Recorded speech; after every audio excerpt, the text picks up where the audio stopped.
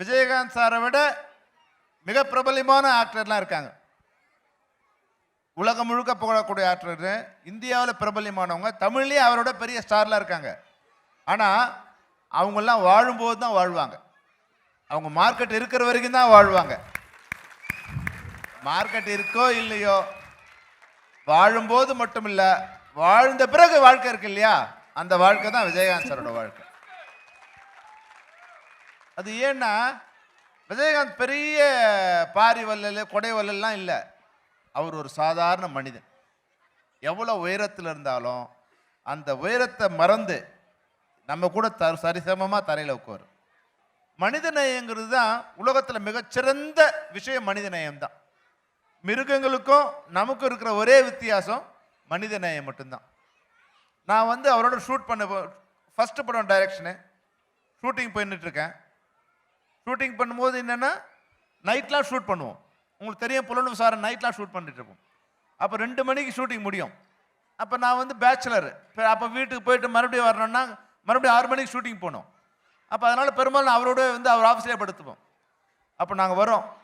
நாங்கள் 2 மணிக்கு கிளம்பி வந்தால் 2:30 3 மணிக்கு அவர் ஆஃபீஸ்க்கு வரோம். ஆஃபீஸ்க்கு வரும்போது கேட் மூடி இருக்கு. வாட்ச்மேன் கேட்டில் உட்காந்துருக்காரு. அவர் தூங்கிட்டு இருக்கார். இப்போ நம்ம என்ன பண்ணுவோம் சொல்லுங்கள்? ஆஃபீஸில் கேட் இருக்கு, கேட்டில் வாட்ச்மேன் பூட்டிட்டு தூங்கிட்டு இருக்கார். நம்ம என்ன பண்ணுவோம்னு சொல்லுங்க? விஜயகாந்த் சாரோட கேப் டிரைவர் ஆரன் அடிக்க போனான். ஆரன் அடிக்காதுன்னார். அவர் மெதுவாக கதவை திறந்து இறங்கினார். என்ன இறங்கினார்? அந்த கேட்டை அப்படி எகிரி குதிக்க சொன்னார். என்னால் முடியல. என்னை புஷ் பண்ணி அந்த கேட்டில் அவர் என்னை இறக்கி விட்டார். அந்த சைடு இறக்கி விட்டார். அப்புறம் அவர் கேட்டை ஏறி அந்த சைடு குதிச்சார். குதிச்சுட்டு டிரைவர் போயிட்டு சொல்லிட்டார். நான் சொன்னேன், ஏன் சார் என்ன? அவர் சொன்ன ஒரு வார்த்தை தான் எனக்கு ரொம்ப முக்கியம். சொல்லமணி, அவருக்கு 70 வயசு ஆயிடுச்சு. 70 வயசுல ஒருத்தர் 3 மணிக்கு எழுந்தானா அவனால் தூங்க முடியாது. சொல்லமணி, வயசானவங்களுக்கு தூக்கம் வராது. வாட்ச்மேனை தூங்கலன்னா கோபப்படுற முதலாளிங்கிட்ட 70 வயசுல ஒரு மனுஷன் 3 மணிக்கு எழுந்திரிச்சானா அவனுக்கு தூக்கம் வராது, அவன் தூங்கட்டுப்பான்னு சொல்ற மனுஷனா அவன் கடவுளான்னு நீங்க சொல்லுங்க. அதுதான் முதல்ல நான் அவர் பார்க்கும்போது, என்னடா இது ஒரு வித்தியாசமான மனிதனாக இருக்காரு. அப்படியே மேலே போகிறோம். மேலே போனால் அவரோட ஆஃபீஸில் கீழே அவரோட ரூமு, மேலே இது போல் ஒரு பெரிய ஹால் இருக்கும். அதில் எல்லாம் படுத்துட்டு இருப்பாங்க. கீழே திறந்தால் அவரோட பெட்டில் ஒரு 4-5 பேர் படுத்துட்டு இருக்காங்க. அவர் அசிஸ்டண்ட்டு அவெல்லாம் படுத்துட்டு இருக்காங்க. சரி, நம்ம மேலே போய் படுத்துக்கலான்னாரு. மேலே போனால் அந்த ஒரு பெரிய பெட்டு, அதாவது 15க்கு 20 ஒரு பெரிய பெட்டில் அதில் ஒரு 20-30 பேர் படுத்துட்டு இருக்காங்க. மெதுவாக ஒருத்தர் தலையிலேருந்து ஒரு பில்லோ எடுத்தார். கீழே தலையில் போட்டு வச்சு படுத்துக்கிட்டார். தூங்குறவங்களை எழுப்பக்கூடாது சொல்லமணி, அது ஒரு பாவங்கிறார். அவர்கிட்ட வேலை செய்கிறவங்க, அவர் இரவு முழுக்க வேலை செஞ்சுட்டு வராரு. ஆனால் அவர் சொல்கிறாரு, தூங்குறவங்களை எழுப்பக்கூடாது சொல்லமணி, அது பாவம். தூங்குறவங்களை எழுப்பக்கூடாது, சாப்பிடும்போது ஒருத்தனை எழுப்பக்கூடாது. அதாவது எங்கேருந்து கற்றுக்குறாங்க பாருங்க. நான் கஷ்டப்பட்டு தானே வந்தேன், எல்லாம் கஷ்டப்பட்டு வாங்கடான்னு தான் மனுஷன் சொல்லுவான். ஒருத்தர் சாப்பிடும்போது எழுப்பாதங்கிறாரு. ஏன் சார் என்ன சொன்னார்? செல்வமணி, நான் ஒரு ஃபஸ்ட்டு படம் நடிக்க போனேன். நான் சாப்பிட்டுட்டே இருக்கேன். அப்போ ஷோபா அந்த படத்தில் நடிக்கிறாங்க. இனிக்கும் இளமைன்னு நினைக்கிறேன். ஷோபா நடிச்சிட்டு இருக்காங்க படத்தில். ஷோபாவுக்கு கல்யாணம் ஆகிடுச்சு. அப்போ 1 hour தான் அந்த படத்தில் அந்த அம்மா கால் ஷீட் கொடுத்துருக்காங்க. நான் எப்போ வரும்னு தெரியாது, எடுத்துன்னு கரெக்டாக அந்த 1 and 2 வராங்க. 1 and 2 சாப்பிட்ற நேரம். வந்துட்டு இருக்கும்போது ஹீரோயின் வந்துட்டாங்க, எழுந்துருங்கன்னு சொல்லி இவர் சாப்பிட்டுக்கிறவங்களை எழுப்பி கொண்டு போய் நடிக்க வைக்கிறாங்க. அவர் சொன்னார், லைஃப்பில் இது மாதிரி ஒரு அவமானம் இருக்கக்கூடாது. ஒருத்தனை சாப்பிட்றவனை எழுப்பி போய் நடிக்க வைக்கிறங்கிற அவமானம் இருக்கக்கூடாதுப்பா. அதனால் என்ன கஷ்டமாக இருந்தாலும், உயிரே போனாலும் ஒருத்தனை சாப்பிடும்போது எழுப்பக்கூடாது. நம்மளா இருந்தால் என்ன பண்ணுவோம் சொல்லுங்கள்? நான் கூட ஃபஸ்ட்டு படத்தில் சாப்பிடும்போது எழுப்பி தானே நடிக்க வச்சாங்க, நீ எழுந்துடான்னு சொல்லுவாங்க. அப்போது மனிதன் தனக்கு வந்த கஷ்டம் அடுத்த மனிதன் வரக்கூடாதுன்னு நினைக்கிறவனோ, மனிதர்கள் எப்படி இருக்கணும்? எங்களோட சர்வசாதாரணமாக உட்காந்து சாப்பிடுவாங்க. அப்போ அதுதான் மனித நேயம். அப்புறம் கலாச்சாரம். கடைசி வரைக்கும் ஒரு வேட்டி சட்டை தான் போட்டிருப்போம். பேண்ட் ஷர்ட்டையோ இல்லை கோட் சூட்டோ போட்டதே கிடையாது. அவசரம் நான் தமிழன்டா, அந்த கலாச்சாரத்துக்கு உண்டான. அப்புறம் பேரவைன்னு ஒன்று இருக்கு, ஒரு அசோசியேஷன். விஜயகாந்த் சார் ஒருத்தரே அசோசியேஷன் தான். அவர் 1000 பேர் இருக்க வேண்டிய அவசியம் இல்லை. அந்த தனி மனிதனே ஒரு அசோசியேஷன் தான். உங்களுக்கு ஒரு விஷயம் சொல்கிறேன். ஒரு தடவை 1995 அவர் ஒரு விழா எடுக்கிறார். யார்? அப்போ கலைஞர் கருணாநிதி எதிர்கட்சி தலைவராக இருக்கார். அவருக்கு வந்து விழா எடுக்கிறார். அப்போ சிஎம் வந்து ஜெயலலிதா அம்மா. அவங்களுக்கும் மிஸ் அண்டர்ஸ்டாண்டிங் வருது. அது போலீஸ்லாம் இல்லாமல் வந்து எல்லா ப்ரொடெக்ஷனுக்கு வித்ரா பண்ணிட்டாங்க. வித்ரா பண்ணும்போது மேடையிலேருந்து கீழே ஒரு 50,000 பேர் இருக்காங்க. அவரே இறங்கி கண்ட்ரோல் பண்ணுறாரு. ஏய் போடா போடா போடா போடான்னு.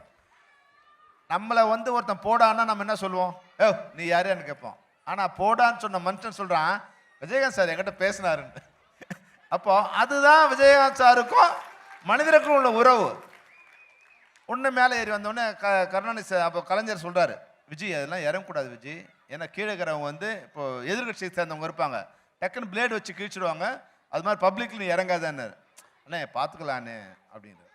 அதாவது தைரியம்னா அதுதான் தைரியம். நீங்கள் அதுலேருந்து எங்கே வேணாலும் பாருங்கள், 1000 பேர் இருக்கட்டும் 10,000 பேர் இருக்கட்டும், அவர் ஒருத்தர் தான் இறங்குவார். சிவாஜி சார் டெத்துக்கு நீங்கள் பார்த்தீங்கன்னா ஒரு சின்ன டவலை வச்சுன்னு அடிப்பார், எல்லாரையும் அடிச்சு கிளியர் பண்ணுவார். அப்போது அந்த மனித நேயம் அவர்கிட்ட இருக்குது, கலாச்சாரமும் அவர்கிட்ட இருக்குது, அசோசியேஷன் அவர்கிட்ட இருக்குது. அதனால் எம்கேபி என்றென்றும் கேப்டன் நீங்கள் வச்சதுக்கு விஜயகாந்த் சார் ஒரு சரியான மனிதர். நீங்கள் உங்கள் குழந்தைகளுக்கு வந்து இந்த நிகழ்ச்சியின் மூலமாக ஒரு விஷயத்தை சொல்லிக் கொடுங்க, மனித நேயத்தை மட்டும் உங்கள் குழந்தைகளை வளர்த்து கொடுங்க. உண்மையிலே நீங்கள் அப்படி தான் இருக்கீங்க. உங்களை பார்க்கும்போது ஒரு சந்தோஷம் என்னென்னா, இங்கே வரும்போது இதே போல் இந்தியா இருந்தால் நல்லா இருக்கும்னு தோணுச்சு.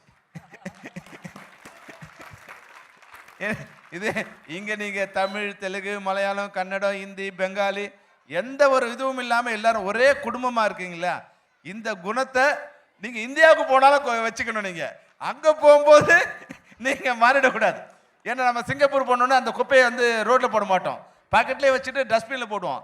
ஆனால் இந்தியா வந்தோன்னே என்ன பண்ணுவோம்? சாப்பிட்டு அப்படியே வெளியே துப்புவோம். அப்போது நம்ம தான் நம்ம நாட்டை மாற்றணும். இங்கே இருக்கிற அதே ஒற்றுமையும் கலாச்சாரத்தையும் நேசத்தையும் நீங்கள் இந்தியாவுக்கு வரும்போது கொண்டு செலுத்துறங்கிறது தான் உங்ககிட்ட நான் கொடுக்குற வேண்டுகோள். உங்களுக்காக ஸ்பெஷல் பிக்சர்ஸ் வச்சுருக்கேன், அதுலேருந்து உங்களை கொஸ்டின் கேட்க போகிறேன். நம்ம ஃபார்எவர் கேப்டன் தான். நீங்கள் ஆல்ரெடி கொஸ்டின் ஸ்டார்ட் பண்ணிட்டீங்க, விஜயகாந்தை பற்றி பேசுறது நம்ம ஆரம்பிச்சிட்டோம். சரி, ஏன் சார் இவர் மேலே அவ்வளோ லவ் உங்களுக்கு? ஏன்னா அவருக்கு என் மேலே ரொம்ப லவ்மா. நீங்கள் அது இப்போ நாங்கள் ஒரு நிகழ்ச்சி பண்ணும்போது என் கண் அப்படியே தண்ணி வந்துட்டே இருக்கு. எத்தனையோ எல்லாம் நிறைய ஹீரோஸோடு நான் நடிச்சிருப்பேன் இல்லைங்களா? ஆனால் இவர் பார்க்கும்போது எங்கள் அப்பாவை பார்க்குற மாதிரி, எங்கள் அண்ணனை பார்க்குற மாதிரி ஒரு இது இருக்கும். அவர் வந்து உண்மையானவர்மா. அவர் அன்பு உண்மையானது, அவர் கோபம் உண்மையானது, அவர் உண்மையானவர். அதனால் வந்து அந்த பாண்டு நீங்கள் ஒன்றுமே பண்ண முடியாது. எங்களை வந்து ஒன்றுமே நான் வந்து ஜூனியர் ஆர்டிஸ்ட் கூட எனக்கு ப்ராப்ளம் கொடுத்துருப்பாங்க, ஒரு சின்ன ஜூனியர் ஆர்டிஸ்ட் கூட ப்ராப்ளம் கொடுத்துருப்பாங்க. ஆனால் விஜயகாந்த் சார் ஒரே ஒரு ப்ராப்ளம் கூட எனக்கு கொடுத்ததில்லை. அவர் தான் ப்ரொடியூசர். அவர் 60 லட்சத்தில் படம் முடிக்க சொன்னார், 1 கோடி ஆயிடுச்சு. ஒரு நாள் எங்கிட்ட வந்து அது கடிஞ்சிக்கிட்டது இல்லை. எல்லா வகையிலும் மனிதனா, நடிகனா, தயாரிப்பாளரா, எந்த வகையிலும் அவர் வந்து மிஞ்சறதுக்கு ஆள் என்னை பொறுத்த வரைக்கும். அதனால விஜயகாந்த் சாருக்கு இன்னொரு ஆளுக்கு நீங்க ஆல்டர்னேட்டிவ் பண்ண முடியாது. ரீப்ளேஸ்மென்ட்டே கிடையாது. Yes, no one can replace Vijayakanth sir. Ma'am, நீங்க சொல்லுங்க, உங்களுக்கும் விஜயகாந்த் சாருக்கும் இருக்கிற அந்த பாண்ட்? எனக்கு ஃப்ரெண்டு மாதிரி தான். உங்க லவ்க்கு நான் ஹெல்ப் நாங்கள் பண்ணிருக்கேன். 2 படம் நடிச்சிருக்கு. நடிக்கும்போது எங்கூட கிளாஸ்மேட் மாதிரியே அவர் கலாய்ச்சிட்டே இருப்பாங்க, என்னன்னு தெரியல. ஸோ செல்வாவோட கேர்ள் ஃப்ரெண்டுன்னு நினச்சாரு, இல்லை வர ஃப்யூச்சர் ஒய்ஃப் நினச்சாரு தெரியல. எப்போவுமே எங்கிட்ட ஜாலியாக தான் இருந்தாங்க. 2 ஷெட்யூல். அவங்க அம்மா வேறு எங்கூட ஷூட்டிங்க்கு வருவாங்க. மேரேஜ்க்கு முன்னாடிலேருந்து எங்கள் அம்மா கூட, செல்வா அம்மா கூட வருவாங்க. ஸோ எல்லாரும் ஜாலியாக உட்காந்து ஃபேமிலி ப்ரப்போசல் ஆயிடுச்சு. அரட்டை அடிச்சுட்டு சாப்பிட்டுட்டு நல்லா ஷூட்டிங் பண்ணும்போது அந்த மாதிரி தான் பண்ணியிருக்கோம். ஸோ அண்ட் பக்கத்து வீடு தான், ரெகுலராக பார்த்துட்டே இருக்கிறதுனால அந்த புதுசாக பார்த்த ஃபீல் ஒன்றும் இல்லை. அண்ட் எப்போவுமே என்னை கூப்பிடுறதே ஒரு கோல்ட்டி இங்கே வா சொல்லுவாங்க. ஸோ சாங் ட்ரெஸ் போடும்போது உங்கள் கோல்ட்டிங்க இப்படி தானே போடுவாங்க, நல்லா இருக்கேன் இந்த கலருன்னுவாங்க, எல்லோ ரெட் எல்லாம் சாங்க்கு போட்டுட்டு. அந்த மாதிரி அவர் என்ன கலாய்ச்சு நான் அவரை கலாய்க்க கரெக்டாக இருக்கும். ஸோ அவர் இல்லைங்கிறது என்னால் ஜீர்ணிக்க முடியல. அவர் இன்னும் அங்கே இருக்காங்க, பக்கத்து வீட்டில் இருக்காங்க. ஸோ நாளைக்கு பார்க்கலாம், நாளைக்கு பார்க்கலாம், அந்த ஒரு ஃபீலில் தான் இருக்கோம் நாங்கள். ஏன்னா அவரோட ஸ்மைல் அப்படி, அட்ராக்டிவ் ஸ்மைல், சைல்டிஷ் ஸ்மைல், ரொம்ப இன்னோசன்ட் ஸ்மைல் இருக்கும் நீங்கள் ஃபோட்டோ பார்த்தீங்கன்னா. ஸோ அந்த ஸ்மைல் எப்போவுமே மறக்க முடியாது. அவ்வளோ உண்மையான ஸ்மைல். ரொம்ப அஃபெக்ஷனாக இருப்பாங்க எல்லோரும் கூட. நீங்கள் எல்லோரும் கூட அவர் முதல்ல இருந்து. ஸோ அதனால் மறக்கவே முடியாது. இந்த யூனிக்னஸ்னால தான் இன்னைக்கு எல்லார் மனசுலையுமே அவர் இன்னும் வாழ்ந்துட்டு இருக்காரு மேம். ஆமாம், அதான் சொல்லிட்டுருக்கேன் நான். அவர் இருக்கார் கண்டிப்பாக. நம்ம இதயத்தில் இருக்காங்க, நம்ம மெமரிஸில் இருக்காங்க. ஸோ அவங்க படம் எப்படி பார்க்கும்போதெல்லாம் திருப்பி அவரோட ஞாபகம் வந்துட்டே இருக்கும். அவர் இருந்தால் ஒரு வாட்டியாவது அவர் முதலமைச்சர் ஆனால் நல்லா இருந்திருக்கும்னு நான் நினச்சேன். ஏன்னா நல்லா மனசுள்ள ஒரு மனுஷன், நிறைய பேருக்கு நல்லது செஞ்சுருக்காங்க. அவர் ஹீரோவாக சம்பாரிச்சா நிறைய காசு, நிறைய ஹெல்ப் பண்ணியிருக்காங்க. எப்போவும் நான் சொல்கிறது, அந்த காலத்துலேருந்தே அவர் வந்து அந்த ஹெல்பிங் நேச்சர் இருக்குது. அவர் ஆஃபீஸ்க்கு வந்து சாப்பிட்ற டைமில் யார் வந்தாலும் சாப்பாடு இல்லைங்கிற வார்த்தையே இருக்காது. எவ்வளோ பேர் ஏழைகள் வந்தால் எல்லாருக்கும் சாப்பாடு போடுவாங்க. படிக்கணும்னு யாராவது வந்தால் ஃபீஸ் கட்டுவாங்க. அது எனக்கு இன்ஸ்பிரேஷனாக எடுத்துகிட்டு நான் பாலிடிக்ஸில் வந்து இப்போ என் வீட்டுக்கு யார் வந்தாலும் இல்லை என் ஃபோனுக்கு ஒரு மெசேஜ் வந்தால் நான் 100% அந்த வேலை செஞ்சு கொடுப்பேன். அப்போது எந்த பார்ட்டி எந்த ஜாதின்னு பார்க்க மாட்டேன். அது வந்து நான் விஜயகாந்த் சார்கிட்ட தான் கற்றுக்கினேன். ஸோ எப்போவுமே நான் இப்போ இவ்வளோ நல்ல மனிதர், அவரோட வருமானத்திலவே இவ்வளோ நல்லது செஞ்சுருக்காரு. இவர் வந்து ஒரு சிஎம் ஆனால் நாட்டுக்கு நல்லது இருக்கும், தமிழ்நாடு ஃபுல்லாக நிறைய நல்லது செய்வாருன்னு சொல்லி எக்ஸ்பெக்ட் பண்ணோம். ஆனால் அவரோட ஹெல்த் கண்டிஷன்னால அவர் இல்லைங்கிறது ரொம்ப கஷ்டம். அது ஒன்று பண்ணியிருந்தா நல்லா இருந்திருக்கும் அப்படியே. நீங்கள் வந்து ஒரு பயங்கரமான போல்டு விமன். ஸோ பொலிட்டிக்கல் அப்படிங்கிறது ஒரு டிஃப்ரெண்ட்டான ஃபேஸ். சார் உங்களுக்கு அட்வைஸ் பண்ணியிருக்காரா பொலிட்டிக்கல் அப்படி நீங்கள் சூஸ் பண்ணி? அவரும் அப்படி தான். வெளியே பார்க்குறதுக்கு ரஃப் அண்ட் டஃப்பாக இருப்பார். நானும் அப்படி தான். யாராவது என்னை பற்றி தெரியாத ஆளுங்க பார்த்தாங்கன்னா ரொம்ப திமிரு, ரொம்ப ரவுடித்தனம் அப்படின்னு நினைப்பாங்க. ஆனால் எங்கூட ஒரு 1 hour பேசினா தெரிஞ்சிடும். ஸோ ரொம்ப எமோஷ்னல், அஃபெக்ஷனேட் அண்ட் ஹெல்பிங் நேச்சரோடு இருப்போம் நாங்கள். அது வந்து ஒரு கவர், அவ்வளோதான். ரஃப் அண்ட் டஃப்பாக இருக்கிறது அந்த சுச்சுவேஷனுக்கு அப்படி இருக்கணும். அப்படி இருந்தால் தான் நம்ம முன்னுக்கு போக முடியும். ஓகே மேம், நீங்கள் இவ்வளோ ஒரு ஸ்வீட் மெமரிஸை நீங்கள் ஷேர் பண்ணீங்க. சார் இப்போ மேம் சொன்னாங்க அவர் ஒரு தடவை சிஎம் ஆயிருந்திருக்கலாம் அப்படின்னு. நீங்கள் வந்து அவர் கூட வந்து பயங்கர க்ளோஸ், நெகமும் செதையும் மாதிரி இருந்தீங்க. நீங்கள் என்னைக்காச்சும் அவர்கிட்ட திட்டு வாங்கியிருக்கீங்களா, இல்லை அட்வைஸ் பண்ணியிருக்கீங்களா? அவர் என்ன திட்டிருக்காரான்னு கேட்குறீங்க? நிறைய தடவை திட்டிருக்காரு. நிறைய தடவை திட்டிருக்காரு. உடனே வந்து கொஞ்ச நேரத்தில் வந்து அவரோட மிகப்பெரிய குணமே வந்து இப்போ சரிமா சாரிமா இருக்கு இல்லையா, அவரு தான் எனக்கு கற்றுக் கொடுத்தாரு. என்னென்னா அடுத்த கொஞ்ச நேரத்தில் வந்து செல்லமணி சாரி பண்ணுவார்.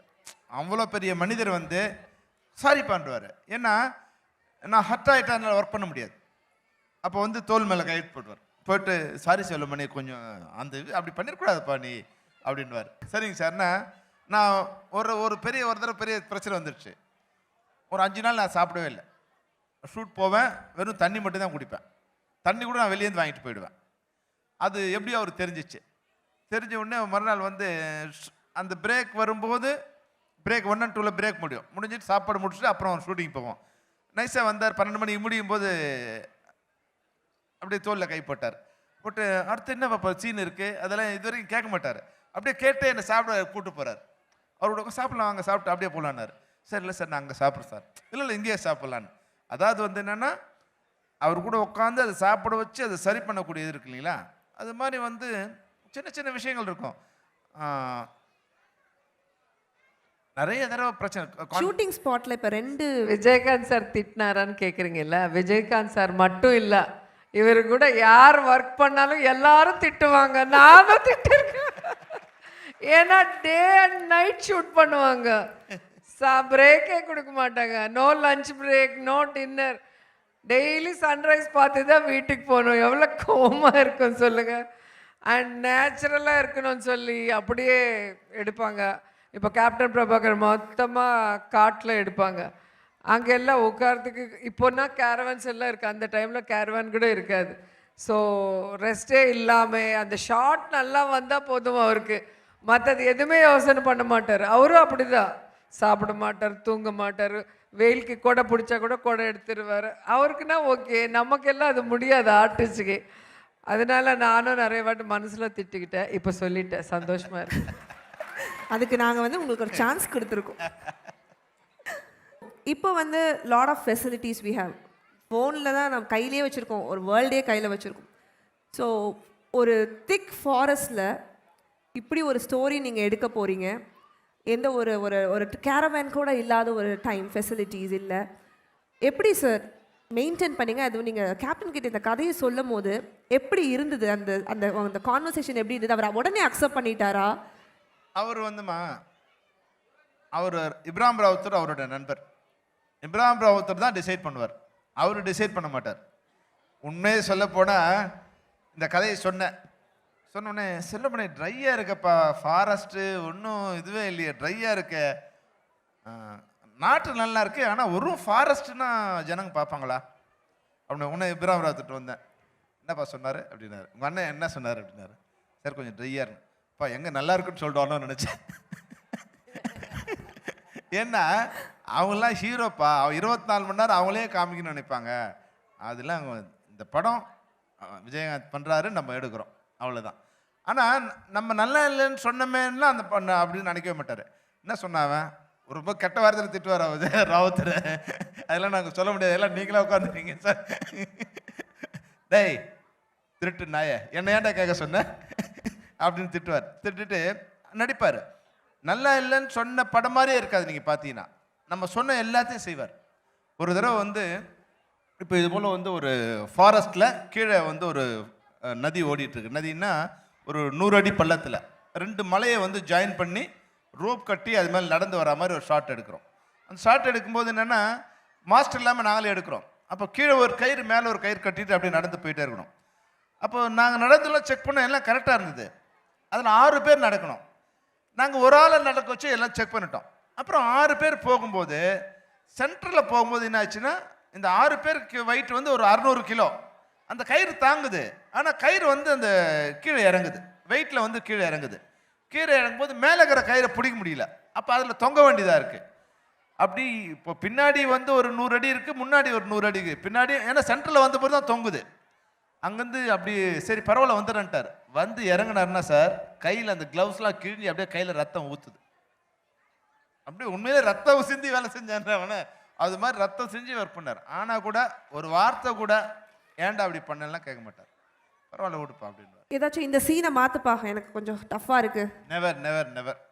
அது எவ்வளோ பெரிய டைலாக் கூட கவலைப்பட மாட்டார். நீ யாரை கொண்டாலும் திட்டி டைலாக் கொடு, அதெல்லாம் யாருக்கு பயப்படவும் மாட்டார். இவ்வளோ பெரிய டைலாக் இருக்குன்னு கவலைப்படவும் மாட்டார். ஐயோ இப்போ ஜெயலலிதாவை திட்டுறமே இல்லை கருணாநிதி திட்டுற மாதிரி இருக்கு அப்படிலாம் பயப்படலாம் மாட்டார். நல்லா இருந்தால் வச்சுக்கப்பா, அது நம்ம என்ன இருக்கு, உண்மை தானே சொல்கிறோம்.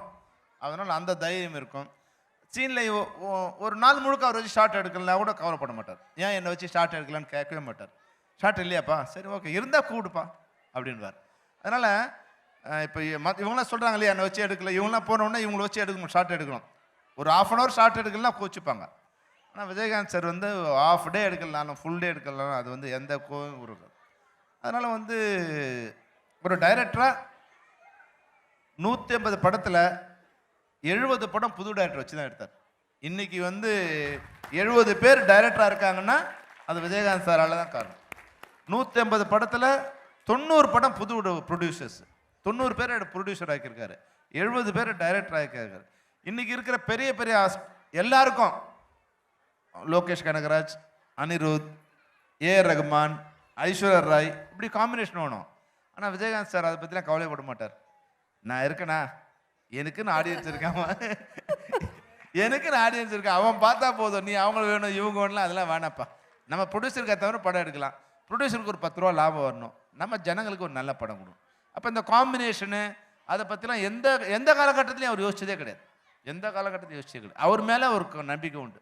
அதுதான் விஜயகாந்த் சார். நமக்கு படம் ரிலீஸ் ஆகி உடனே கேப்டனுக்கு வெட்டிங், கல்யாணத்துக்கு ஒரு 100 பேரை கூப்பிடலாம், 500 பேரை கூப்பிடலாம். அவருடைய கல்யாணம் வந்து ஒரு ஊரே வந்துச்சு அப்படின்னு நான் கேள்விப்பட்டேன். நீங்கள் வந்து அந்த கல்யாணத்தில் இருந்தீங்க. ஸோ நீங்கள் சொன்னால் அது வந்து அந்த சீனை நீங்கள் எங்களுக்கு எப்படி இருந்தது, ஏதாச்சும் ஒரு ஸ்பெஷல் மொமெண்ட் இருக்கா, அதை எங்களுக்கு கூட ஷேர் பண்ணுங்கள் சார். கல்யாணம் வந்து சார் கல்யாணம் வந்து 1990 ஜனவரி 30th அவர் கல்யாணம். மதுரையில் கல்யாணம். அப்போ எல்லா தலைவருமே ஜெயலலிதா அம்மாவை தவிர மீது எல்லா தலைவருமே அதில் கலந்துக்கிட்டாங்க. பெரும்பாலான தமிழ் திரையுலகம் கலந்துக்கிட்டாங்க. அப்போது 90 ஜனவரி 14 வந்து புலன் விசாரணை ரிலீஸ். ஜனவரி 30 வந்து அவர் கல்யாணம். நீங்கள் சொன்னீங்க இல்லையா, உங்களுக்கு அவருக்கு எதாவது பிரச்சனையாக இருந்தது. படம் ரிலீஸ் ஆகும்போது எனக்கு அவருக்கு பிரச்சனை. ஏன்னா கொஞ்சம் ஓவர் பட்ஜெட் ஆகிடுச்சு. 60 நாளில் எடுக்கிறேன்னு சொல்லி 100 நாள் ஆகிடுச்சு. 60 லட்சத்தில் எடுக்கிறேன்னு சொல்லி 1 கோடி ஆகிடுச்சு. அது தயாரிப்பாளர் வேறு. அதனால் கொஞ்சம் அவருக்கும் எனக்கும் ஒரு மனத்தாங்கல் இருந்துட்டு அவர் என்கிட்ட பேச மாட்டார். இப்போ அதில் நானும் பேசலை. படம் ரிலீஸ் ஆகிடுச்சு, படம் ஹிட்டு. அவர் கல்யாண வேலையில் பிஸி ஆகிட்டார். நான் அவரை பார்க்கல. இப்போ வந்து கல்யாணத்துக்கு போனோம். கல்யாணத்துக்கு வந்து சென்னையிலேருந்து ஒரு ட்ரெயினே இது விட்டார். எல்லோரும் பஸ்ஸில் தான் போனாங்க. கல்யாணத்துக்கு ஒரு ட்ரெயினே விட்டார் விஜயகாந்த் சார். எல்லோரும் நானும் அந்த ட்ரெயினில் தான் போனேன். போயிட்டு கல்யாணத்துக்கு போயிட்டு போனால் நம்ம அந்த தமுக்கம் மைதானத்தில் ஒரு 1 லட்சம் பேர் இருக்காங்க. அவ்வளோ க்ரௌடு அப்படியே. இப்போ இது மாதிரி மேடையில் எல்லாம் நின்றுருக்காங்க. நாங்கள் விஐபி கியூவே நிற்கிது மைல் கணக்கில். அதில் நின்று அப்படி மெதுவாக வந்து இவ்வளோ தூரம் வந்துட்டேன். நான் இவ்வளோ தூரம் வந்துட்டேன். வரும்போது நெருக்கிறாங்க இல்லையா, ஒரு சின்ன கிஃப்ட், இது மாதிரி ஒரு சின்ன கிஃப்ட் வச்சுட்டு அப்படி வந்தேன். இப்போது அந்த கூட்டம் நெருக்கினதில் நான் அந்த லைன்லேருந்து வெளியே போயிட்டேன். வெளியே போனால் மறுபடியும் லைனுக்குள்ளே வர முடியல. அப்போ அந்த உடனே விஜயகாந்த் சார் என்ன பண்ண, வா செல்லுமணி வாப்பான்னு வந்து இங்கே நிற்கிற விஜயகாந்த் சார் வந்து இவ்வளோ தூரம் வந்துட்டார். ஸ்டேஜ்லேருந்து உங்ககிட்ட வந்து முன்னாடி வந்துட்டு என்னை கைப்பிடிச்சி அப்படி இழுத்தார். எங்கள் டைரக்டர்ப்பா நான் உலகத்தில் எனக்கு அதுதான் மிகப்பெரிய சன்மானமே வந்து எங்கள் டைரக்டர்னு சொன்னார். பட் சார் அவர் உங்கள் மேலே கோவமாக இருந்தாருன்னு சொன்னீங்க. அதெல்லாம் அந்த நேரத்தில் தான்மா. அது வந்து அப்புறம் அதை விட ஒன்று என்னென்னா அந்த கிஃப்ட்டு விழுந்துச்சு. அது என்ன ஒரு 100-200 ரூபா தான் இருக்கும். அந்த காலத்தில் என்னால் அவ்வளோதான் பண்ண முடியும். Sir gift sir. நீ வாப்பா, நீ தான்ப்பா என் கிஃப்ட் அப்படின்னாரு. அப்படி இழுத்து ஆரம்பிச்சுட்டு சொன்னார், இதுக்கு முன்னாடி எனக்கு ஒரு 5-6 படம் சரியில்லை செல்வமணி. இந்த படம் நான் இன்னைக்கு இந்த மேடையில் தலை நிமிர்ந்து நிற்கிறேன்னா அது உன் படத்தோட வெற்றி தான் காரணம். உன் படத்தோட வெற்றி தான் காரணம். அதுதான் நீ எனக்கு கொடுத்த கிஃப்ட்டு அப்படின்னு சொன்னார். அது வந்து எனக்கு இன்னை வரைக்கும் எந்த மனுஷனும் சொல்ல மாட்டான், இது உன் படம், நீ கொடுத்த கிஃப்ட்டு. அவர் போட்ட பிச்சை தான் என்னோட வாழ்க்கை. அவர் தான் என்னை டைரக்டராக இன்ட்ரோடியூஸ் பண்ணார். அவர் என் படம் தான் சொல்லணும். ஆனால் அவர் சொன்னார், உன் படத்தோட வெற்றியால் தான் நான் இப்போ தலை நிமிர்ந்து இன்னைக்கு சந்தோஷமாக நான் நிற்கிறேன். அது நீ தான் காரணம், நீ தான் என்னோட கிஃப்ட்டுன்னார். அது மாதிரி அன்னைக்கு பார்த்தீங்கன்னா ஒரு 50,000 பேர் இருப்பாங்க அந்த மேடையில். 50,000 அன்னைக்கு வந்தவங்க 1 லட்சம் பேர் இருப்பாங்க. அந்த ஒரே நேரத்தில் ஒரு 50,000 பேர் அந்த இதில் இருப்பாங்க. அவ்வளோ எல்லாருக்கும் சாப்பாடு. அந்த 50,000 பேருக்கும் வந்து சாப்பாடு போட்டு இது பண்ணி அது மாதிரி கல்யாணத்தை நான் லைஃப்பில் இது வரைக்கும் நான் பார்த்ததே இல்லை. நானும் 60 வயசு ஆகிடுச்சு எனக்கு. அந்த 60 வருஷத்தில் அது போல் ஒரு கல்யாணத்தை நான் பார்த்ததில்லை. அவ்வளோ பிரம்மாண்டமான கல்யாணம். நீங்கள் கிஃப்ட் கொடுத்துட்டீங்க, அவர் ரிட்டன் கிஃப்டாகவும் உங்களையும் வந்து கிஃப்ட்னு சொல்லிட்டாரு. ஸோ 2 பேருக்குமே இது ரொம்ப ஒரு சூப்பரான லவபிள் மொமெண்ட். நிச்சயமா.